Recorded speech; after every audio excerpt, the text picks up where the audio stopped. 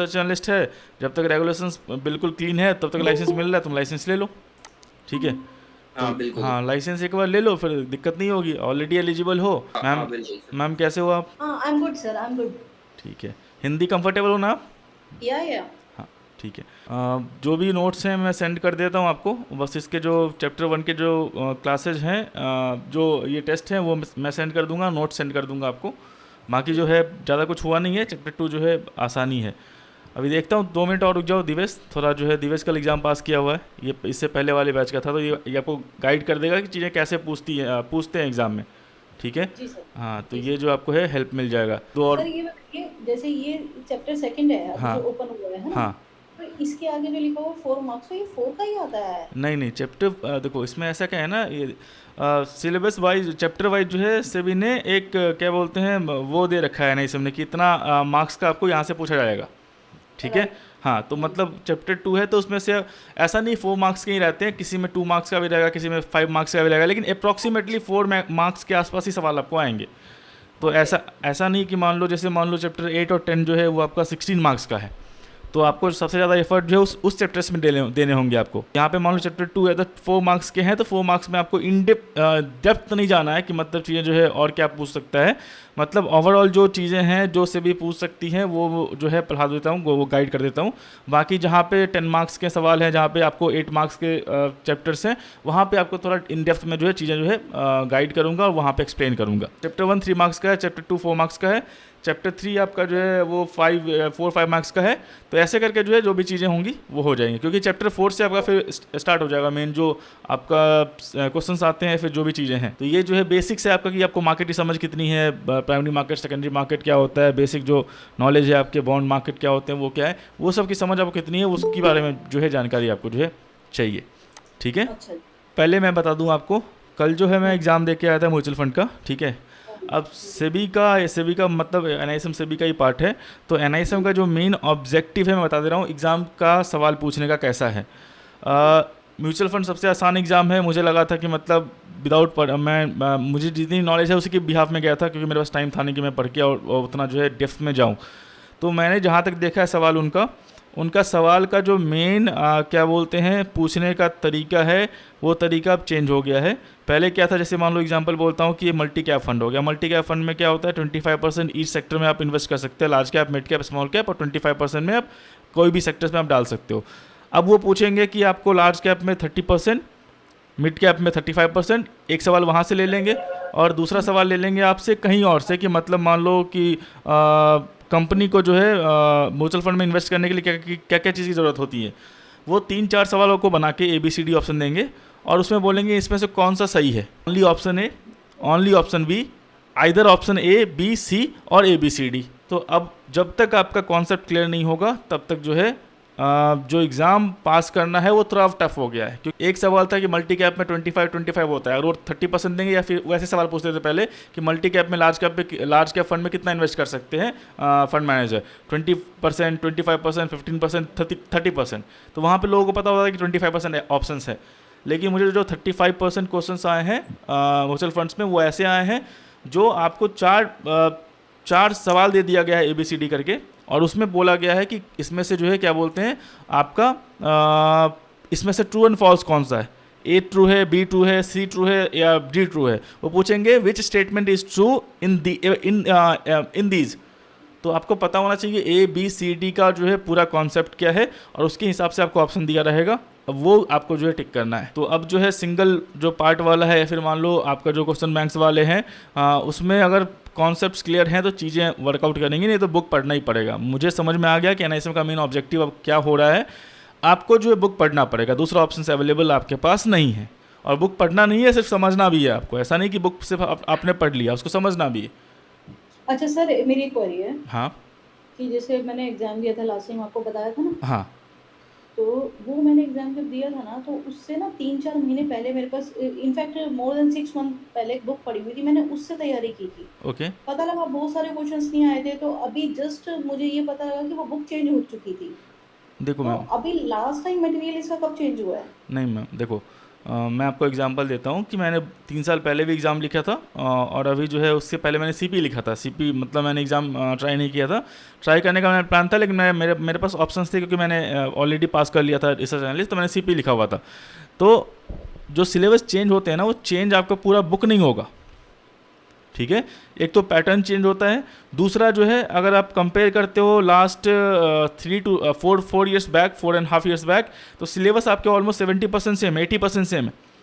20% में क्या हुआ, कुछ ऐड हुआ है और सिलेबस चेंज हुआ है। मैंने आपको क्या बताया म्यूचुअल फंड्स में, पहले क्या था कि वो सीधा ऑप्शंस पूछते थे, ये आपका एक सवाल आ रहा है, अब वो सीधा सवाल पूछा उन्होंने, उसमें 20% होगा, 25% होगा, 15% होगा, 30% होगा, आपको बस वहाँ पे वो याद करना था।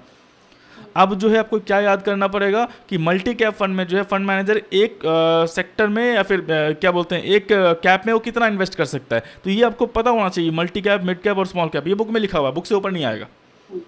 जो जो सवाल आएंगे आपको बुक के अंदर से ही आने वाले हैं, बुक के ऊपर से नहीं आने वाले। हाँ, बुक से अंदर से आने वाले, तो उसमें थोड़ा बहुत जो है आपको थोड़ा ट्विस्ट रहेगा। एग्जांपल बोलता हूँ, जैसे एक सवाल आया हुआ था, एक है ओवर कॉन्फिडेंस बाइस, म्यूचुअल फंड्स में एक सवाल है आपका, वो इसमें भी आएगा, रिसर्च एनालिस्ट में भी आएगा। तो उसमें सवाल आया हुआ था कि ओवर कॉन्फिडेंस बाइस में क्या होता है, इन्वेस्टर क्या करते हैं। इन्वेस्टर जो है रिस्क लेते हैं, उसको उनको लगता है कि मैं जो सिक्योरिटी चूज़ कर रहा हूँ वो जो है बहुत अच्छा है, मतलब मैं कंफर्टेबल हूँ, ये रिटर्न गारंटी करेगा। उनको फंडामेंटल से मतलब नहीं है, टेक्निकल से मतलब नहीं है, उनका जो दूसरा पॉइंट ऑफ एक्सपेक्ट बोल रहा है कि कंपनी क्या कर रही है, उनसे मतलब नहीं है। उनको लग रहा है कि सुजलॉन अच्छी कंपनी है, मतलब अच्छी कंपनी है, ठीक है, ओवर कॉन्फिडेंस बाइस हो गया। इसके बेसिस पे वो क्या करेंगे, हाइयर रिस्क लेंगे।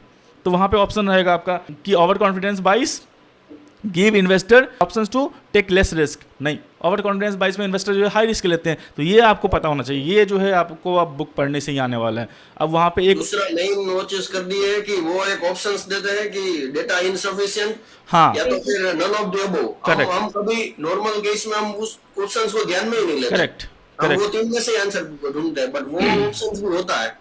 तो वो जो है, डेटा फिर इनसफिशिएंट वो तो ऑप्शंस भी होता है। तो वो जो, अगर वो कंसेप्ट क्लियर है तो ही वो चीज तो होगा हाँ, सही। तो वो जो है आपको बुक पढ़ना ही पड़ेगा। अब दूसरा ऑप्शन में, क्योंकि मैं म्यूचुअल फंड्स के एग्जांपल की बात कर रहा हूँ, रिसर्च एनालिस्ट में तो और थोड़ा टफ कर दिया ऐसे भी नहीं, क्योंकि इन्वेस्टमेंट एडवाइजर में चलो 5 ईयर्स का एक्सपीरियंस है, तो वहाँ पे जो है जो पब्लिक जो आएंगी उनके पास प्रॉपर एक्सपीरियंस होगा, क्या बोलते हैं, मार्केट का।